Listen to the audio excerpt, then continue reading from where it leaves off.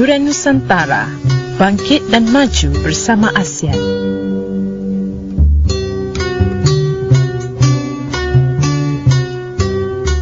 Selamat petang Kuala Lumpur, selamat petang Malaysia, selamat petang Nusantara bersama saya Nurbaya Hassan. Dan bersama saya lagi Radita Arman Muhammad. Pada hari ini 9 Oktober 2015, bersamaan dengan hari Jumaat, melalui Radio Durian Nusantara bangkit dan maju bersama ASEAN. Saya mulakan pengenalan pada hari ini mengenai keadaan cuaca sekitar Selangor, Kuala Lumpur, Lembah Kelang dan kawasan-kawasan berdekatan dengannya. Menurut portal ataupun laman web rasmi Jabatan Meteorologi Malaysia, diramalkan akan berlakunya hujan di 1-2 tempat pada petang hari nanti, dan keadaan akan seperti biasa pada malam pula. Dan mengenai isu jerebu, keadaan sudah seperti biasa semula, di mana tahap IPU sudah berada pada keadaan yang stabil, tidak seperti minggu-minggu lepas tahap IPU berada pada paras yang tidak sihat. Okey Radi, apakah peristiwa yang berlaku pada hari ini 9 Oktober? Ya, hari ini pada 9 Oktober, yang pertama adalah Hari Kemerdekaan di Uganda pada 1962. Republik Uganda ialah sebuah negara tidak berpantai di Afrika Timur yang bersempadan dengan Kenya di timur, Sudan di utara, Republik Demokratik Kongo di barat, Rwanda di barat daya dan Tanzania di selatan. Bahagian selatan negara ini merangkumi sebahagian besar Tasik Victoria, dalam mana Uganda bersempadan dengan Kenya dan Tanzania. Uganda dinamakan bersempena Kerajaan Buganda yang meliputi sebahagian kawasan selatan negara tersebut, termasuk ibu negara mereka iaitu Kampala. Seterusnya, Hari Hangul di Korea Selatan. Korea Selatan atau nama rasminya Republik Korea adalah sebuah negara berdaulat yang terletak di bahagian selatan semenanjung Korea di selatan timur.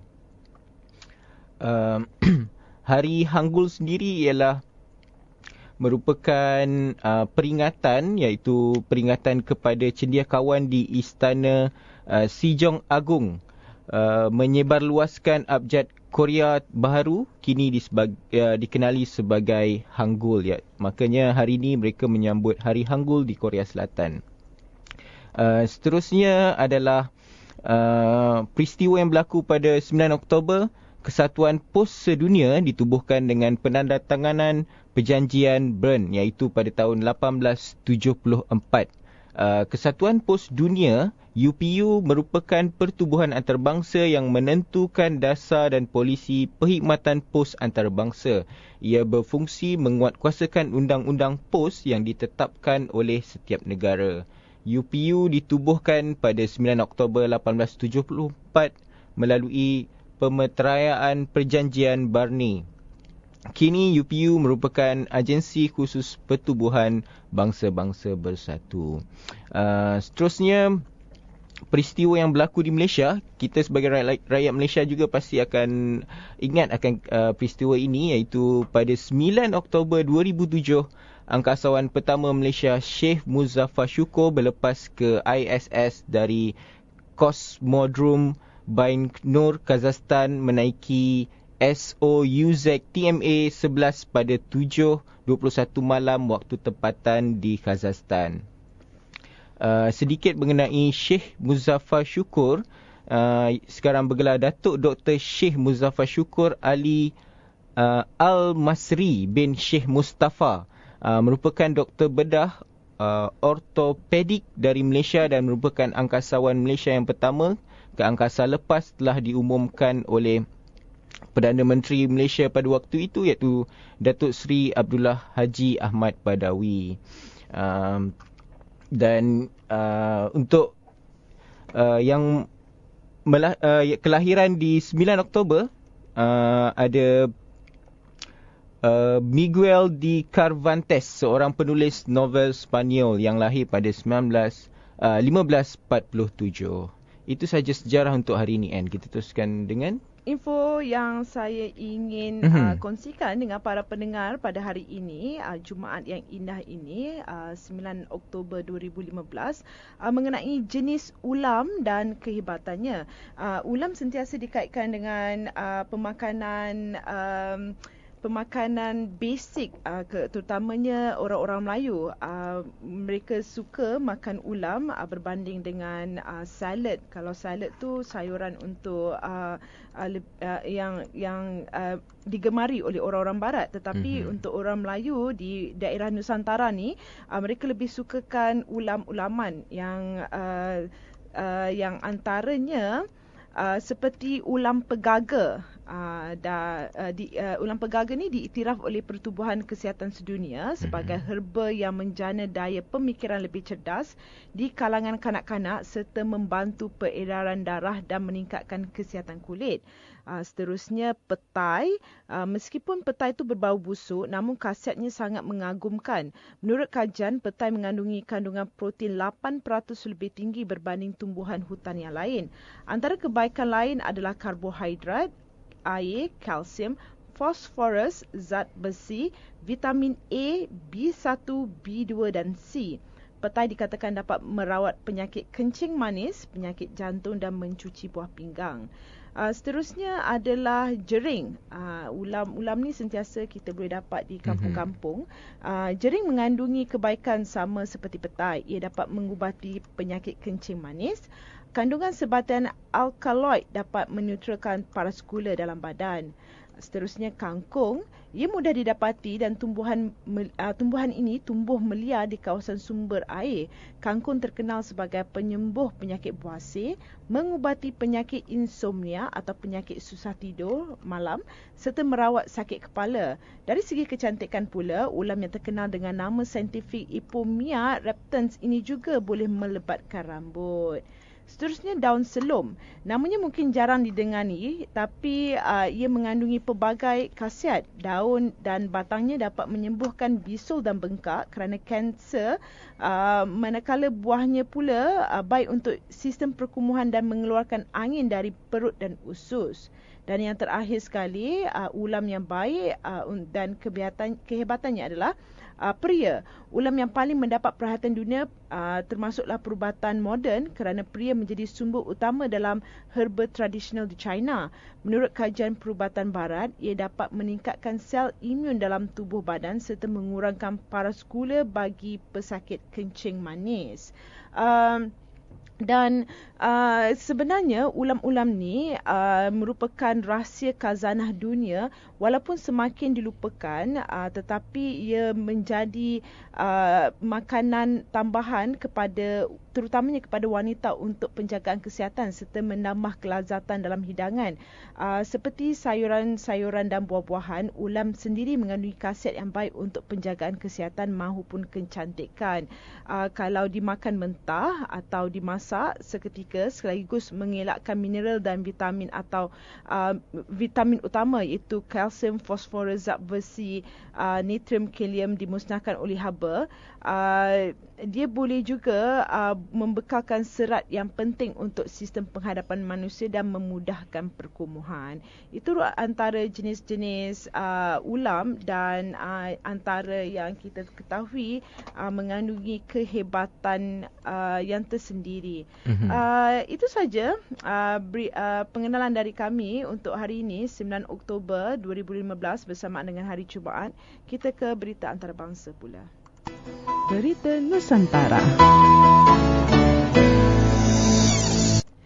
Terima kasih kerana masih bersama saya, Nurbaya Hassan. Dan saya Radhi Tarman Muhammad. Melalui Radio Duran Nusantara, bangkit dan maju bersama ASEAN. Berita antarabangsa yang telah saya sediakan untuk para pendengar pada hari ini adalah yang pertama, jambatan kaca baru di China retak dan pelancong telah lari ketakutan.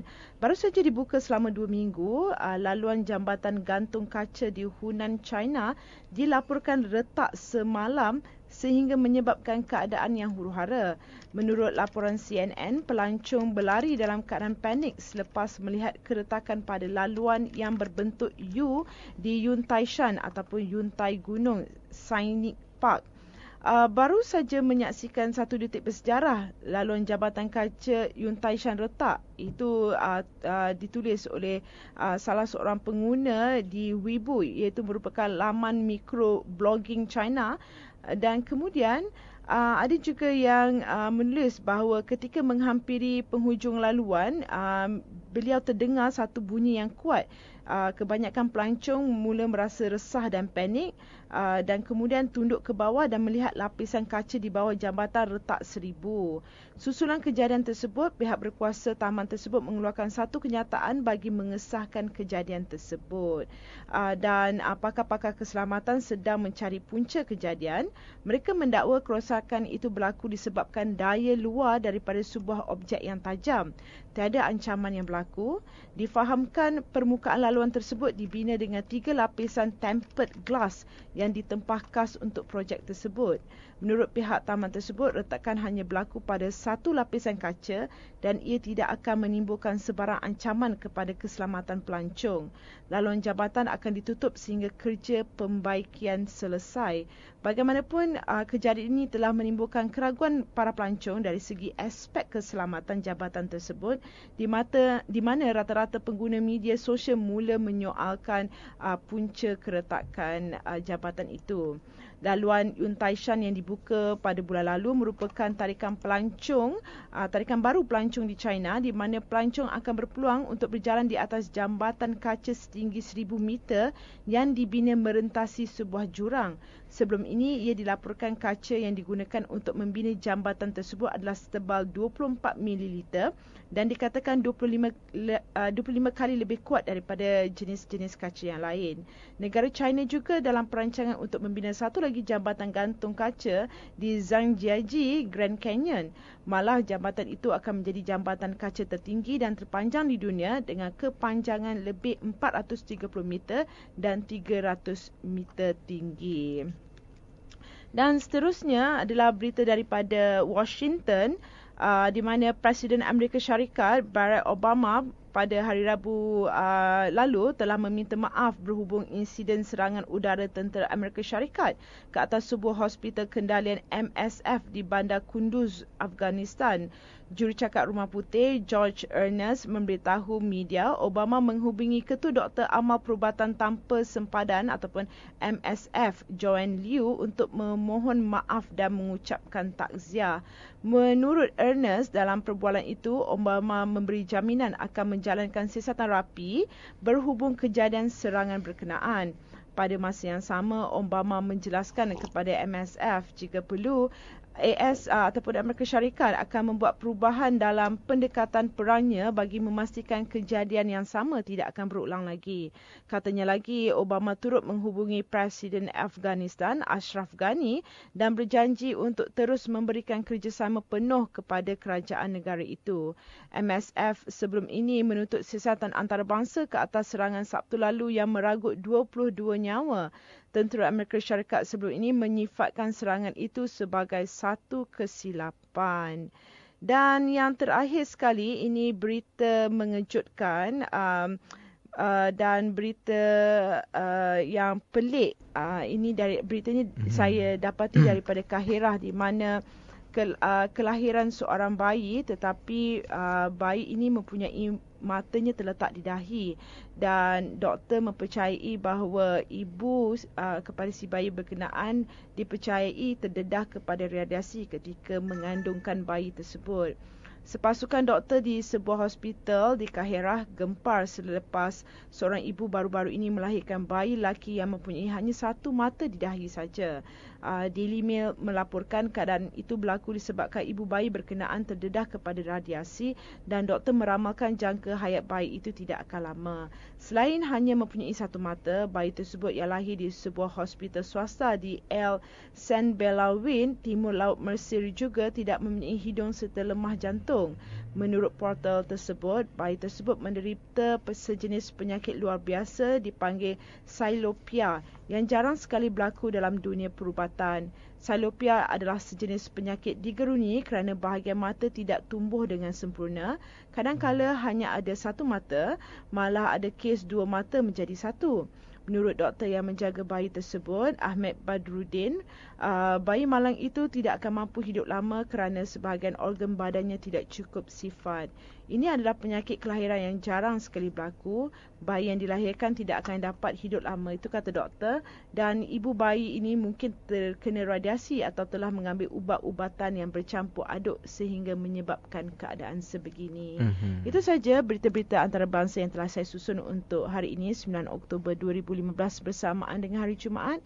Kita berhenti rehat sebentar sebelum kita ke berita politik dan hal ehwal semasa.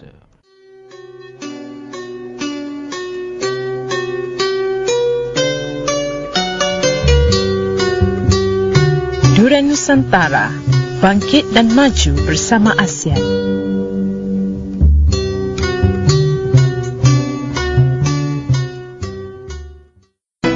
Berita Nusantara.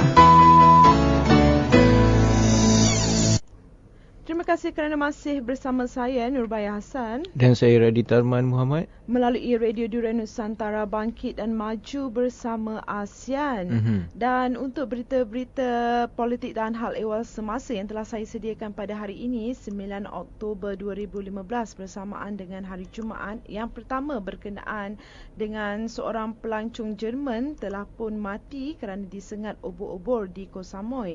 Seorang pelancong wanita dari Jerman mati manakala rakannya pula masih menerima rawatan selepas disengat obor-obor ketika berenang di pantai Peranginan Koh Samui.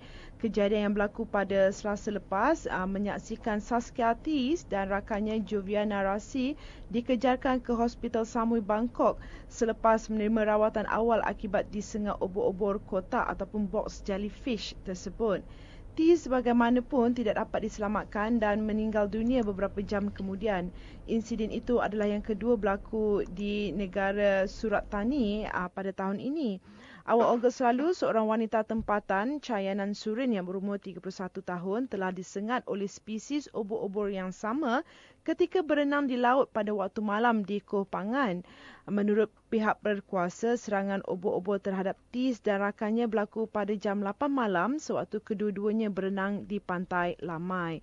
Para pekerja resort di tempat mereka menginap telah terdengar jeritan dari pantai dan sejurus bantuan tiba, mereka menjumpai kedua-dua pelancong itu yang mengalami kesakitan teruk akibat kesan sengatan di tubuh mereka. Sementara menunggu ketibaan ambulans, rawatan awal yang diberikan kepada mangsa adalah dengan mencurahkan cuka ke atas bahagian badan yang disengat.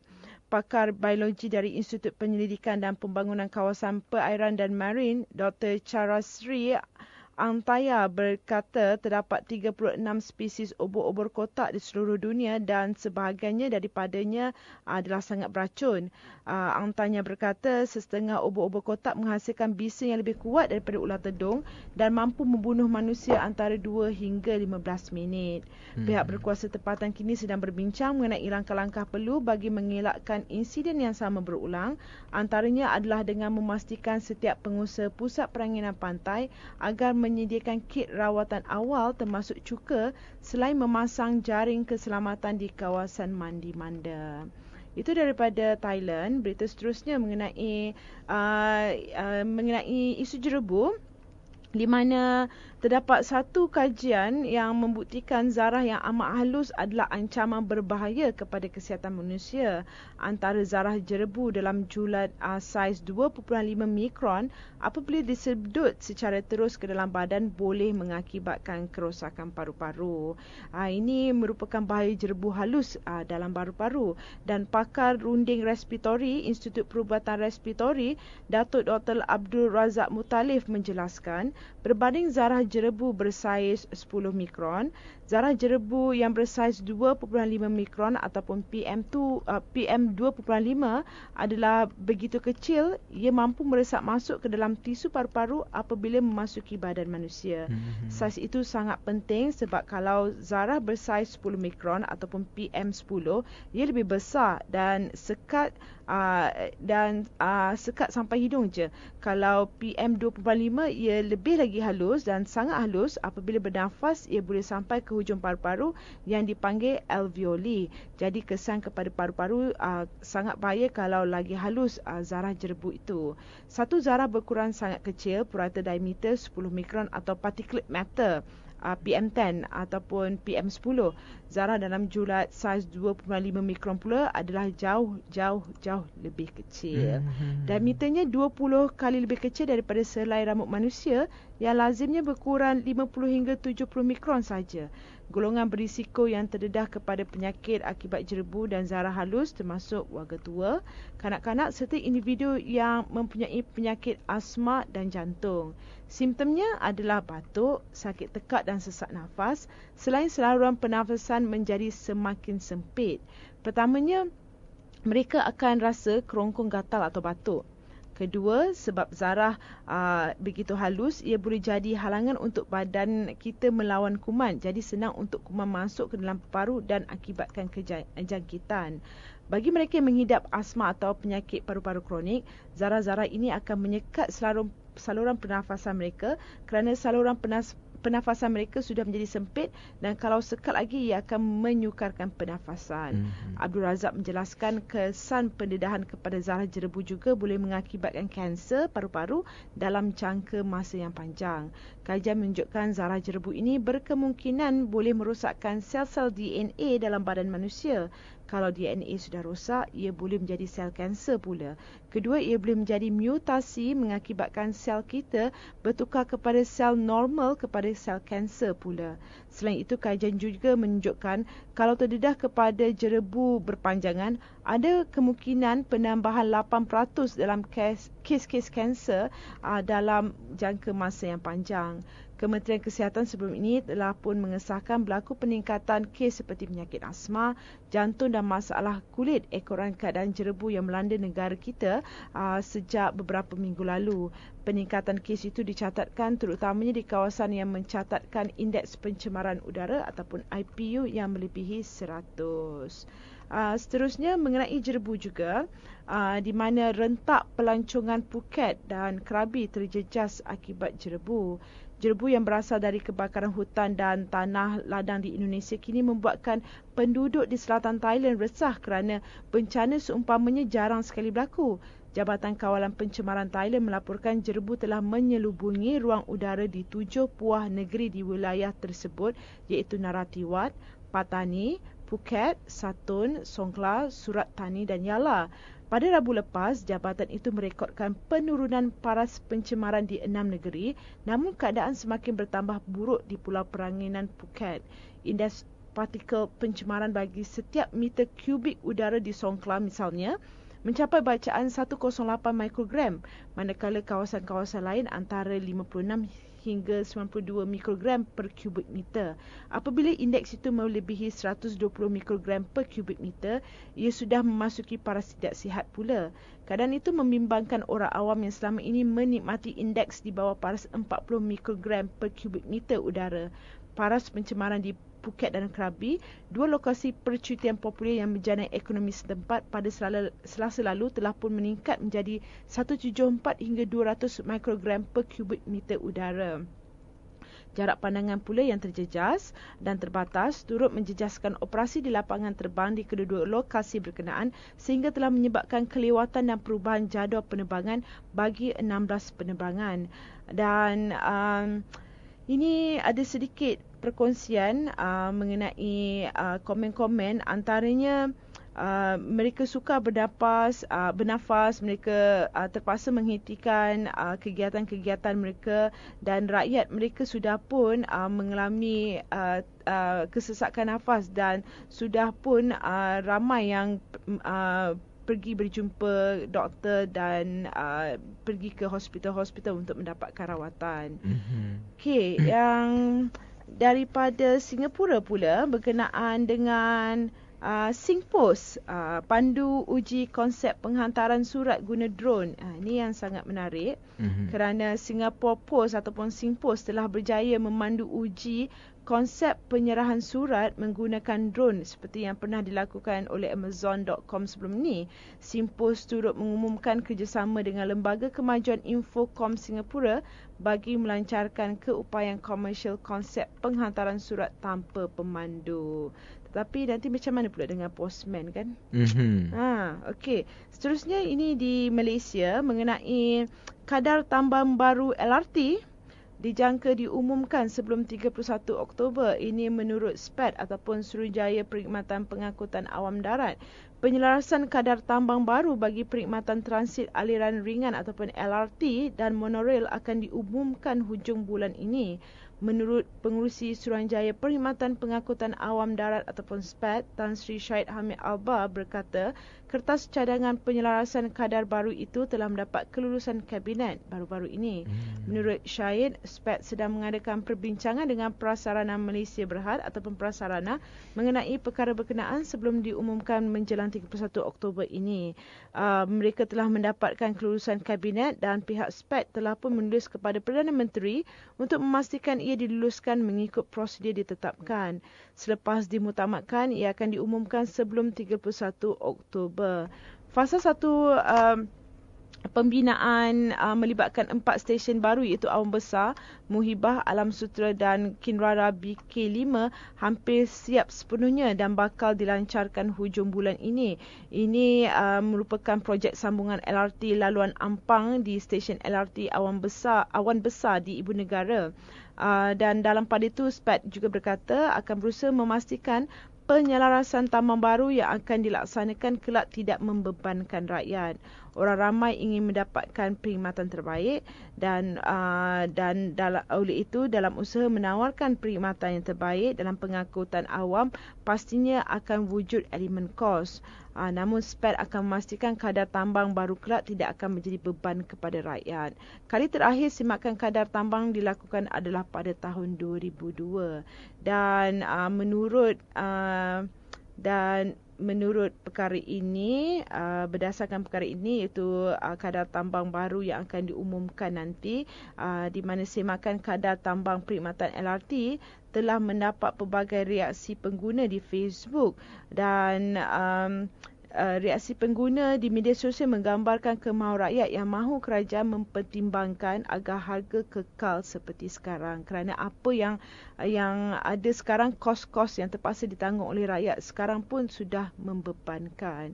Dan yang terakhir sekali mengenai Agensi Angkasa Negara ataupun Angkasa telah menafikan dakwaan kononnya bumi akan bergelap selama 15 hari bermula 15 November ini. Ini seperti yang tersebar di laman sosial dan aplikasi WhatsApp. Dalam kenyataan, Angkasa berkata perbezaan jarak antara planet Mushtari dan Zuhrah tidak memungkinkan sebarang proses seperti yang digembar-gemburkan akan berlaku dan tiada sebab untuk bumi bergelap pada ketika itu.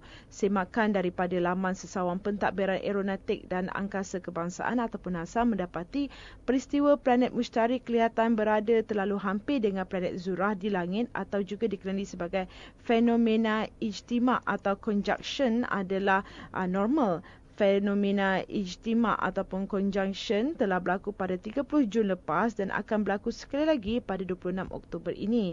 Ketika fenomena ini berlaku pada 30 Jun lalu, planet Zuhrah pada ketika itu berada pada jarak 77 juta kilometer daripada bumi, manakala planet Mushtari pula pada jarak 909 juta kilometer dari bumi. Satu artikel palsu kononnya pihak NASA mengesahkan bumi akan bergedap mulai 15 hingga 30 November ini akibat planet Mushtari dan Zuhrah akan kelihatan sangat hampir selari, hanya terpisah sejauh sudut 1 darjah sahaja di langit telah pun tersebar luas. Artikel palsu itu juga mendakwa Ketua Pentadbiran NASA Charles Bolden memberi penjelasan dalam dokumen sepanjang 1000 muka surat kepada White House mengenai kejadian yang hanya berlaku sekali dalam 1 juta tahun ini yang juga dikenali sebagai November Blackout. Itu saja berita-berita politik dan hal ehwal semasa yang telah saya sediakan untuk hari ini 9 Oktober 2015 bersamaan dengan hari Jumaat. Sebelum kita akhiri berita Nusantara kita pada hari ini, mungkin Radi nak berkongsikan kata-kata bijak dengan para pendengar? Ya, ada kata-kata bijak pendek untuk menutup berita Nusantara kita hari ini, iaitu yang mengasyikkan di dunia ini bukanlah di mana kita berada, melainkan ke mana kita menuju. Selamat Hari Jumaat. Selamat berhujung minggu dan seperkara lagi semoga para pendengar dapat menghabiskan hujung minggu mereka dengan melakukan aktiviti-aktiviti yang sihat, aktiviti-aktiviti yang memanfaatkan. Salah satunya mungkin boleh ke Auditorium Dewan Bandaraya Kuala Lumpur di mana akan bermulanya persembahan bangsawan Anak Raja Anak Papa. Anak Raja Anak Papa ni merupakan sebuah karya adaptasi dan arahan Lenny Erwan yang akan mula dipentaskan pada malam ini 9 hari bulan dan akan berakhir pada hari Ahad nanti 11 hari bulan Oktober dan akan bermula pada jam 8.30 malam setiap malam. Tiket hanyalah RM10 dan untuk makluman para pendengar, bangsawan merupakan salah satu seni persembahan tradisional Malaysia ataupun seni teater tradisional Malaysia yang mungkin kita boleh ke sana menonton dan mempelbagaikan lagi pengetahuan kita mengenai seni persembahan tradisional di Malaysia. Itu saja. Salam hormat, salam kasih sayang, salam Nusantara.